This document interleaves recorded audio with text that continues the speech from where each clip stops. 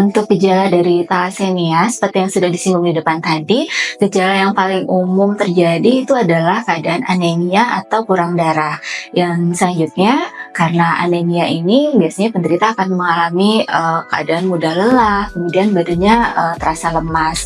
Nah, gejala anemia ini bisa saja tidak dirasakan atau tidak terjadi pada mereka yang termasuk thalassemia ringan atau thalassemia minor. Oke, waktu kemunculan dan tingkat keparahan dari gejala itu biasanya tergantung dari jenis thalassemianya. Apakah thalassemia mayor atau thalassemia berat, atau thalassemia intermediate, atau thalassemia minor, atau thalassemia yang ringan. Nah, pada thalassemia yang mayor, tentu saja gejalanya akan menjadi lebih berat. Seperti disinggung di depan tadi, akan bisa menyebabkan kerusakan atau gangguan pada organ tubuh lainnya. Thalassemia dapat diketahui melalui gejala klinis yang timbul serta dengan melakukan pemeriksaan darah untuk mengetahui apakah terdapat kelainan pada sel darah merah serta apakah terdapat kelainan genetik dari thalassemia. Sejak beberapa tahun yang lalu, Kementerian Kesehatan telah mensosialisasikan terkait dengan deteksi dini untuk penderita thalassemia.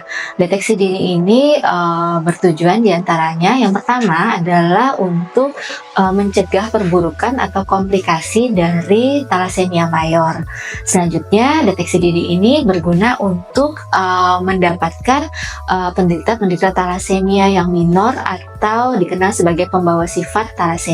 Deteksi dini thalassemia ini kepada siapa sih sebaiknya dilakukan gitu? Dari Kemenkes menyarankan yang pertama adalah dilakukan pada anak sekolah gitu ya. Jadi mereka yang dalam usia sekolah itu sebaiknya dilakukan screening atau deteksi dini thalassemia. Selanjutnya yang kedua, bila pada orang dewasa nih ya, sebaiknya bisa dilakukan pada mereka yang melakukan medical check up atau pemeriksaan berkala rutin untuk tujuan apapun gitu ya. Jadi sebenarnya dia medical check up entah dari perusahaan, dari instansi lain gitu untuk rutin dilakukan.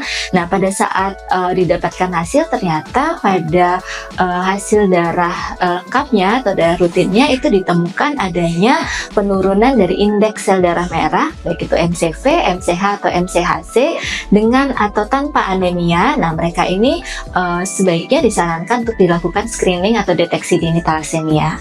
Kemudian kelompok yang ketiga adalah pada mereka yang di keluarganya itu memang ada riwayat thalassemia. Jadi misalnya ayahnya gitu ya udah terdiagnosis sebagai thalassemia, maka anggota keluarganya yang lain itu sebaiknya dilakukan screening atau deteksi dini thalassemia.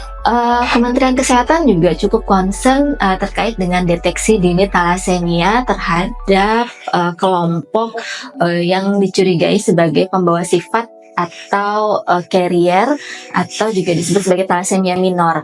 Beberapa tuh berpendapat ngapain gitu thalassemia minor atau pembawa sifat kok diperiksa juga gitu kan, gejalanya nggak ada gitu ya, karena memang pada thalassemia minor atau pembawa sifat ini biasanya memang mereka tidak bergejala. Nah, pemeriksaan ini berguna gitu ya kalau kita lakukan kemudian kita dapatkan mereka itu adalah pembawa sifat, ini bisa diberikan penjelasan terkait risiko terhadap keturunan selanjutnya.